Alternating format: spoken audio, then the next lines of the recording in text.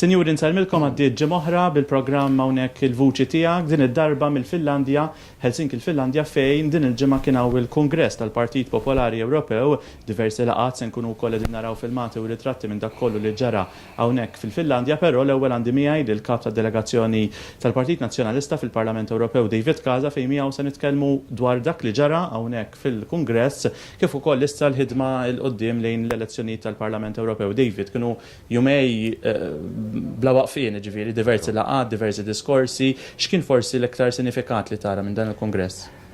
L-ewwel nett kien kongress importanti għaliex tkellimna dwar x'tip ta' programm elettorali se jkollu l-Partit Popolari Ewropew li se jintuża ovvjament tal-elezzjonijiet tal-Parlament Ewropew. F'Mejju li ġej tkellimna dwar suġġetti importanti fosthom l-immigrazzjoni, il-qasam soċjali li għal-Partit Popolari Ewropew se jkun qasam li se juża ħafna fil-mixja lejn l-elezzjonijiet. Kellna diversi laqgħat naturalment fil-Partit tal-Popolari Ewropew dak li seħħu Stati Days, però kellna wkoll laqgħat importanti bilaterali li kellu l-Kap tal-Partit Nazzjonalista, Dr. Adrian Delija, intqajna ma' diversi Prim Ministri, ma' diversi kapijiet tal-Oppożizzjoni, kellna laqgħat ukoll mal-ex kummissarju Michel Barnier li huwa wieħed li ex-kummissarju qed jipprepara it-tluq tal-Renju Unit mill-Unjoni Ewropea. Naturalment kellna l-preżenza wkoll bħala delegazzjoni li kienet immexxija mill-kap, Dr. Adrian Delija, kellna preżenza wkoll tal-ex Prim Ministru Dr. Lorenz Gondri li kellu wkoll laqgħat importanti dwar id-difiża tal-Unjoni Ewropea. Allura kien kungress importanti għaliex danna kien l-ewwel kungress li għalih attenda l-Kap tal-Partit Nazzjonalista, kien hemm diversi uffiċjali mill-partit li kienu preżenti u allura tat saħħa kbira lid-delegazzjoni tal-Partit Nazzjonalista. Kien importanti dan, naturalment kellna laqgħat aħna wkoll jiena Roberta u Francis flimkien mal-kollegi tagħna biex naraw x'qed jagħmlu partiti oħra f'pajjiżhom f'dak li għandu x'jaqsam l-elezzjonijiet tal-Parlament Ewropew. U allura naturalment din hija familja li temmen fid-diversità ta' kull pajjiż fl-Unjoni Ewropea, ma melli nitkellmu fuq il-diverġenzi li għandna, naqblu fuq pjan komuni li huwa pjan li jissalvagwardja il-ċittadini Ewropej. Naturalment jiena b'mod intensiv kif taf tajjeb inti fil-kampanja ta' Manfred Weber, sissadna u hekk sakemm qegħdin hawn ma nafux min se jiġi elett. Naturalment kellna żewġ kandidati tajbin ħafna, però billi l-kap iddikjara ftit tal-ġranet ilu fisem il-Partit Nazzjonalista li aħna se nagħtu l-appoġġ lil Manfred Weber, allura kelli ħidma intensiva biex nagħtu l-appoġġ mhux tal-Partit Nazzjonalista biss imma tad-delegazzjoni oħrajn biex nassiguraw li l-Ewropa tkun immexxija minn membru tal-Partit Popolari Ewropew għax il-valuri tal-Partit Popolari Ewropew aħna naħsbu li huma l-aħjar għat-tmexxija tal-Unjoni Ewropea. Illum issa jintażel il-kandidat, jiġi elett dan il-kandidat, però mbagħad tibda kampanja elettorali f'Malta ovvjament bħala Partit Nazzjonalista, però fl-Ewropa bħala Partit Popolari Ewropew. L-isfidi kemm huma komuni, ġifieri inti semmejt l-affarijiet it-tema soċjali, is-sigurtà, dawn tismagħhom ukoll mill-familja Maltin meta tkunu f'Malta u f'għawdex idduru, ġifieri kemm il-Partit Nazzjonalista u l-IPP ħajaħdmu flimkien biex ir-riżultat ta' f'Mejju li ġej jkun tajjeb f'Malta u fl-Ewropa. Eżattament, għandek issues komuni bħal hemm min qed jgħix tajjeb f'pajjiżi tal-Unjoni Ewropea kif hemm min qed jgħix f'Malta, però hemm min huwa vulnerabbli. Hemm nies li l-pensjoni tagħhom ma sservihom sal-aħħar tax-xahar. Hemm min ma jistax jixxi mediċina jew ma jsibx mediċina. Daw tismagħhom f'Malta u f'Għawdex naturalment problemi komuni ssibhom ukoll fl-Unjoni Ewropea. Jiġifieri aħna rridu naraw illi il-messaġġ tagħna ma jkunx biss għal minu komdu, għal minu tajjeb, imma l min għandu bżonn għajnuna tagħna u lejn dawk għandna indirizzaw il-politika tagħna. Grazzi ħafna David, aħna ibqgħu magħna li xftit tal-ħin oħra jkollna lill-MP Roberta Metsola. Mija issa għandi lill-MP Roberta Metsola, se nkunu nitkellmu dwar dan il-kongress. Roberta, kongress bil-fej delegat diversi pajjiżi differenti, diversi ħtiġijiet minn ċittadini differenti, però fl-aħħar mill-aħħar hemm għan wieħed dak li insaħħu l-Ewropa. X'kien ir-relevanza ta' dan il-kongress? Ftit xhur qabel l-elezzjoni tal-Parlament Ewropew, iċ-ċittadini qed jistaqsuna biex nagħtuhom ir-risposti fuq l-ikbar sfidi li jaħsbu li l-Ewropa għandhom. Nsemmu l-immigrazzjoni, nsemmu s-sigurtà, ma nsemmu wkoll id-dritt tiegħek li tgħix ħajja tajba fejn min qed jikser il-liġi jiġi punit u min qed josserva il-liġi jista' jgħix ħajja fil-paċi. U din hija naħseb dan huwa l-messaġġ li kull ċittadin Ewropew, kemm lili, kemm il-kollegi tiegħi jekk ġejjin mill-Ġermanja, mill-Italja, mill-Portugal, mill-Iżvezja, qed jistaqsuna biex il-politika tagħna għal dawn ix-xhur li ġejjin nagħmluha dwar hekk. U fil-fatt hawnhekk fost 2000 delegat tisma' persuna wara persuna, konna grupp delegazzjoni ta' Malta minn Partit Nazzjonalista sħiħa, nisimgħu lil min qed jgħidilna għalfejn il-politika tal-Partit Popolari Ewropew hija l-iktar waħda importanti, għalfejn hija aħjar minn tal-gruppi politiċi oħra, għalfejn il-Partit Nazzjonalista huwa parti mill-Partit Popolari Ewropew. Għaliex aħna nemmnu fid-drittijiet ta' ċittadini u nemmnu li l-ekonomija tista' tissaħħaħ jekk ninvestu fiha bil-politika u investiment sikuri li huma ċari, li huma diretti anki jekk huma ġejjin minn pajjiżi barra minn Malta, imma anki natu is-support lil kull min għandu business Malta u hawnhekk qed niddiskutu anke l-opportunitajiet li ser naħdmu fil-5 li ġejjin għal propju dawk il-persuni. Fatt anke dawn it-temi semmihom il-kap fid-diskors tiegħu Dr. Adrian Delija, l-ewwel diskors tiegħu li kien f'Kungress tal-Partit Popolari Ewropew. X'relevanza kellu d-diskors u anke forsi mid-delegati l-oħra li titkellem magħhom tiltaqa' magħhom? X'kien ir-rispons? Il-diskors tal-Kap tal-Partit Nazzjonalista Adrian Delija kien wieħed naħseb jiena li jiġbor il-pożizzjonijiet kollha li kien sema' ukoll matul il-ġurnata. Aħna organizzajnilu ħafna bilaterals laqat fejn kellu ma' kapijiet ta' partiti, kapijiet ta' gvernijiet ta' pajjiżi oħra fejn hu seta' jaqsam l-opinjoni tiegħu dwar is-soċjetà li jimpurta, dwar l-ambizzjoni, l-viżjoni tal-Partit Nazzjonalista għal Maltin u Lawċin. U fil-fatt id-diskors tiegħu kien mirqum fuq dawk il-policies. Jiena nixtieq għalilna Ewropa li tagħti każ liż-żgħir. Jiena nixtieq Ewropa li tagħti każ lil kull pajjiż irrispettivament minn kemm hu kbir jew kemm hu żgħir dik hija importanti għalina l-Maltin. Imma l-iktar li nistgħu ngħidu huwa li n-nies li bdew jisimgħu lil Dr. Delija jindirizza l-Kungress l-ewwel darba kif qatt inti setgħu jaraw politiku li għandu f'moħħu x'inhu l-aħjar għas-soċjetà Maltija.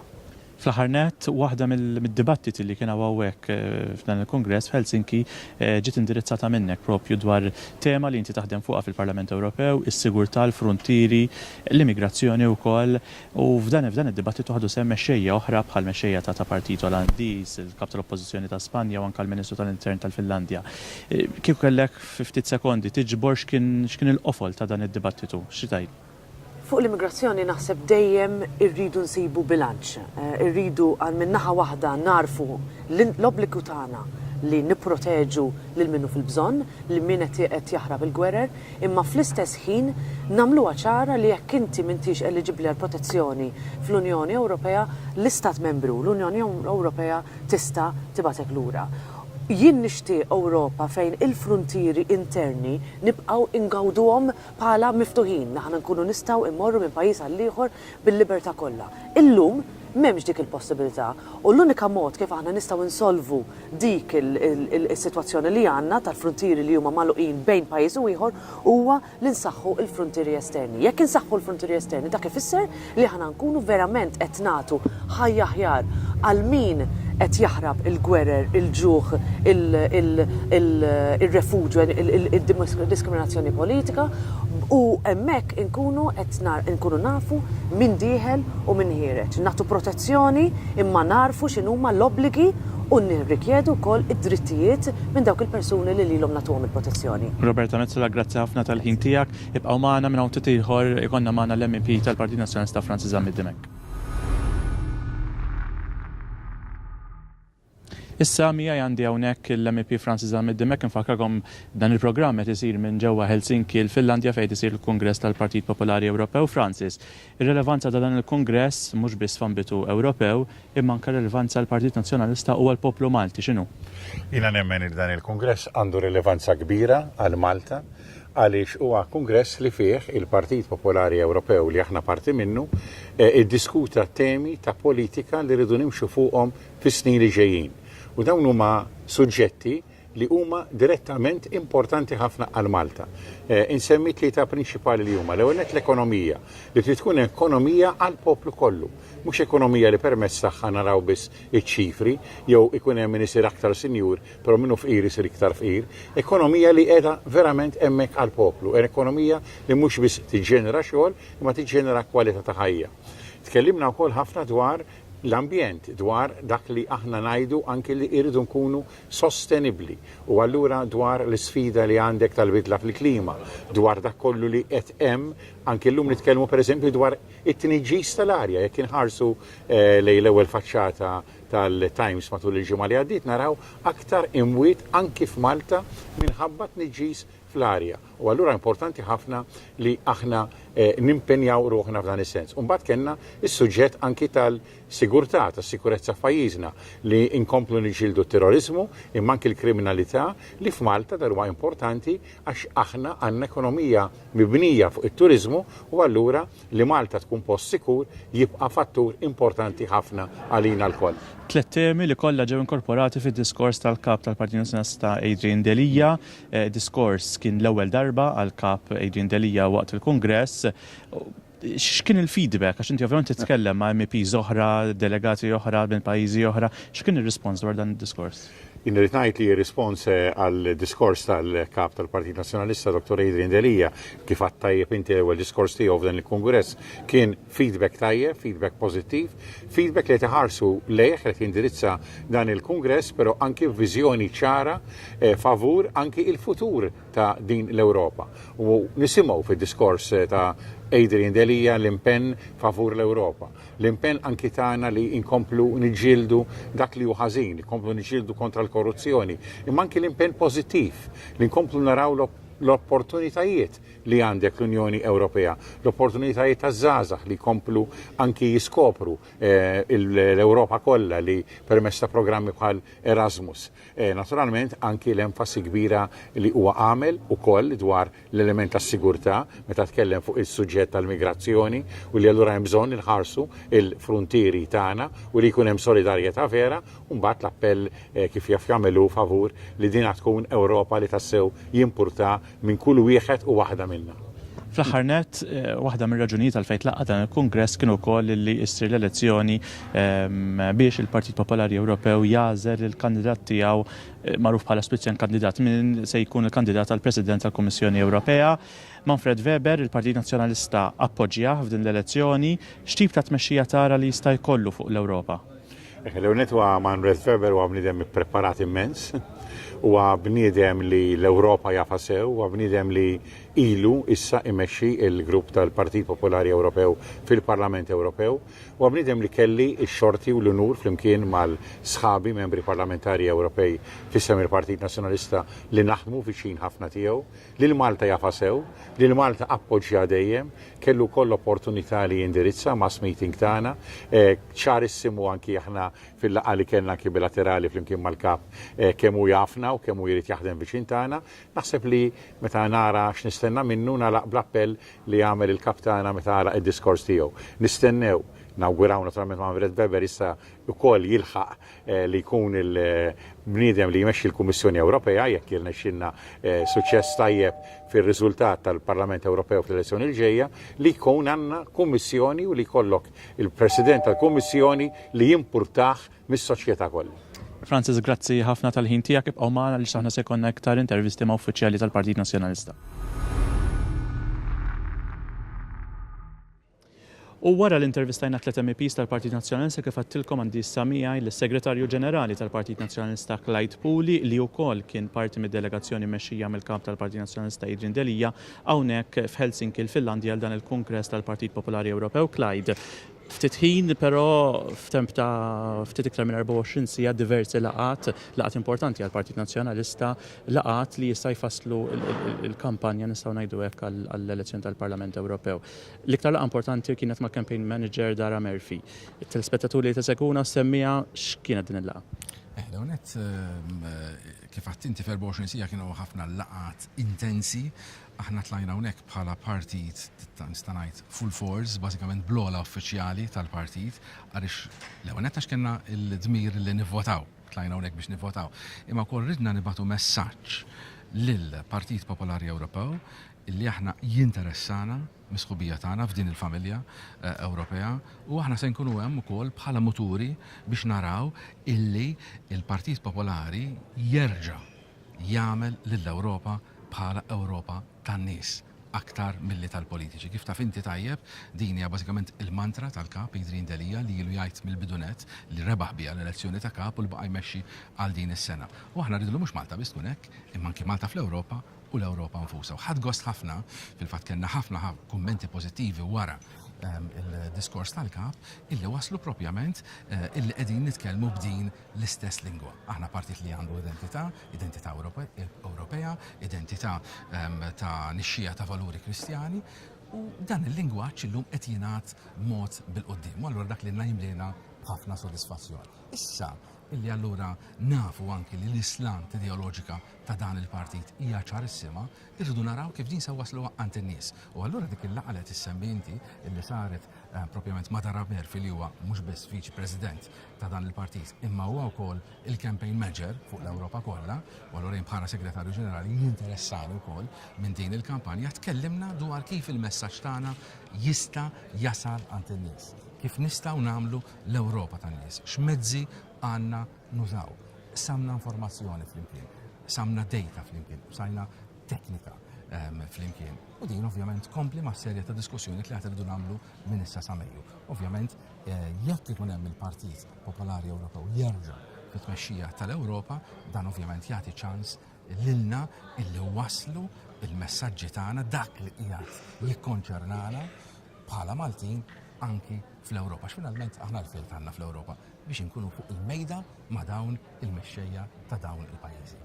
Semmejt il-valuri u appunt ukoll li Manfred Weber li jista' ntażel bħala il-kandidat tal-Partit Popolari Ewropew għal President tal-Kummissjoni Ewropea enfasizza mhux biss fid-diskors tiegħu hawnhekk però tul il-kampanja elettorali kollha.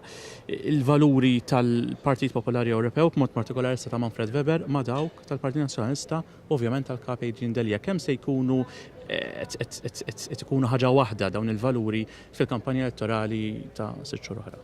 Aħna wara li smajna u rajna u ddiskutejna derrinna li għalkemm kien hemm żewġ kandidati tajbin ħafna li għandhom ċerta esperjenza u ċerta integrità, derrinna illi dak li qed jitkellem dwaru Manfred Weber, dak li qed jitkellem dwaru bħala valuri ta' x'għandha tkun l-Unjoni Ewropea huwa simili ħafna għal tagħna. Meta rajna id-diskorsi illi għamel Manfred Weber, stajna għandna faċilment se tagħmlu Adrian Delija, l-kap tal-Partit Nazzjonalista. U allura aħna ħassejna li dan jirrappreżenta dak illi nemmnu fih aħna mingħajr dju żejjed, mingħajr ma nibżgħu nitkellmu x'inhuma l-vera problemi illi qed tiffaċċja l-Unjoni Ewropea. La dan kellu dak il-kuraġġ bħalna li jitkellem dwar dawn l-affarijiet, aħna delilna illi għandna ntuħ l-appoġġ mill-bidunet. Minn qabel ma fil-fatt ġielet iddikjarajna dan l-appoġġ. Però kifat, dan ħajtina ċans illi jekk dan il-kandidat issa jasal biex ikunu President tal-Kummissjoni Ewropea, il-vuċi tagħna, il-concerns tagħna, il-valuri tagħna se jkunu aktar mismuwajn, iva għandek raġun tgħid. Aħna kważi imwaħdin ma' dawk il-valuri. Allura ħassejni komda ħafna illi nappoġġjaw lil dan il-persuna. Clyde Pooley, Segretarju Ġenerali tal-Partit Nazzjonalista, grazzi ħafna, jibqgħu magħna li xftit tal-ħin oħra se jkun magħna lill-kap tal-Partit Nazzjonalista Adrian Delija.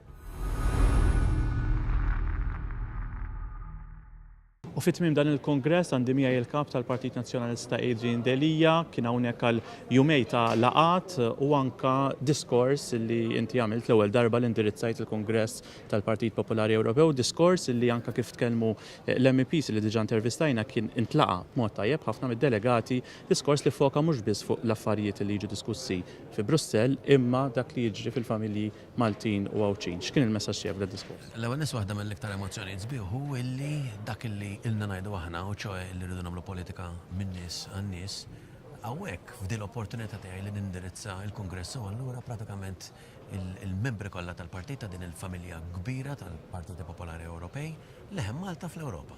Mela dawk li huma l-affarijiet li jkunu qalulna n-nies li xus tagħhom, dak li dejjaqhom kuljum dak li jaspiraw għalih il-futur tagħhom, fejn iriduh, kif iriduh, x'inhu ma l-affarijiet li jikkonċernawhom, idejquhom, stajna niġu hawnhekk u għandna l-platea biex inwasslu dak il-messaġġ leħen il-Maltin u l-Awċin anke fil-qalba tal-Ewropa b'mod litteralment ħaj. Sensazzjoni sabiħa ta' sodisfazzjon illi allura il-politika Ewropea issa qed issir anke min-nies.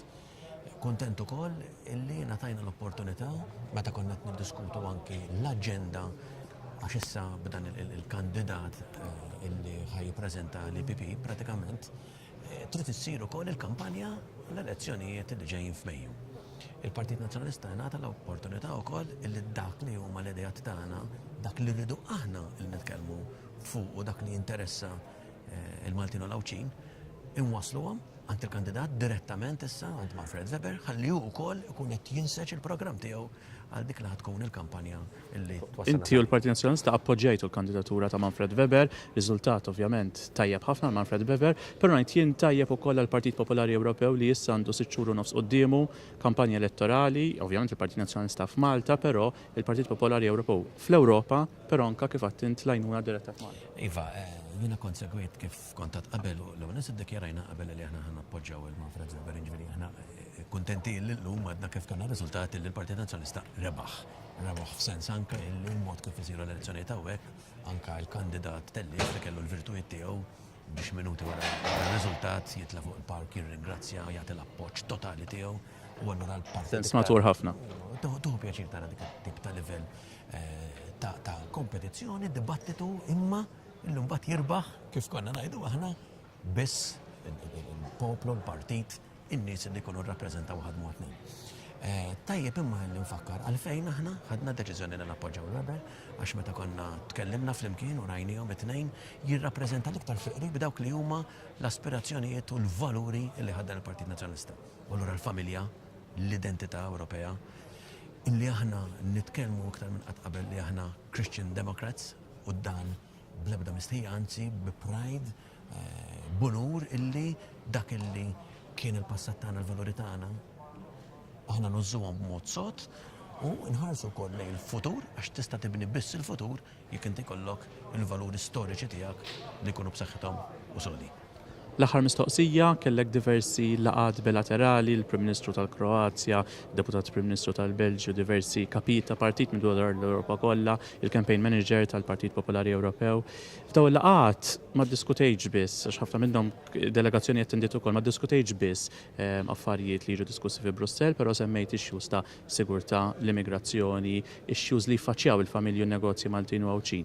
X'rispons kellek mill-mexxejja l-oħra? L-ewwel tiskanta kemm kulħadd ikun jaf mhux biss dwar pajjiżu dwar l-Ewropa ma dwar Malta.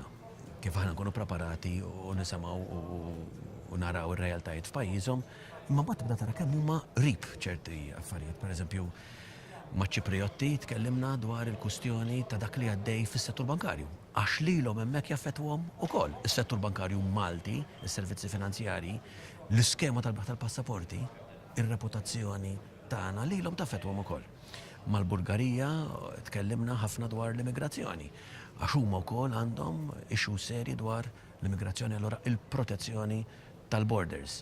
Mal-Greċja tkellimna ħafna fuq is-saltna ta' dritt għax huma f'pajjiżhom għandhom ukoll gvern illi bħal tagħna ilidi drittijiet kostituzzjonali jaraw meta bdejna nitkellmu illi s-sitwazzjoni li aħna niffaċċjaw f'Malta huma qed jiffaċċjawha ta' kuljum ukoll u allura modi kif nistgħu nitkellmu, nikkoperaw, naqsmu l-idejat u nsaħħu r-relazzjonijiet issa mhux biss mal-Ewropa imma mal-pajjiżi individwali fl-Ewropa wkoll. Tinduna kemm għalkemm żgħira Malta, il-problemi li naraw aħna huma l-istess huma simili bħal dawk li għandhom pajjiżi oħra madwar l-Ewropa u allura is-sens ta' familja iktar jinħass. Grazzi ħafna kap, aħna ġejna fit-tmiem dan il-programm ieħor il-vuċi tiegħek, programm sajdek speċjali hawnhekk il-Kungress tal-Partit Popolari Ewropew f'Helsinki l-Finlandja il-ġimgħa d-dieħla nkunu magħkom bi programm ieħor din id-darba mill-Parlament Ewropew fi Strasburgu. Sal-ġimgħa d-dieħla insellmilkom.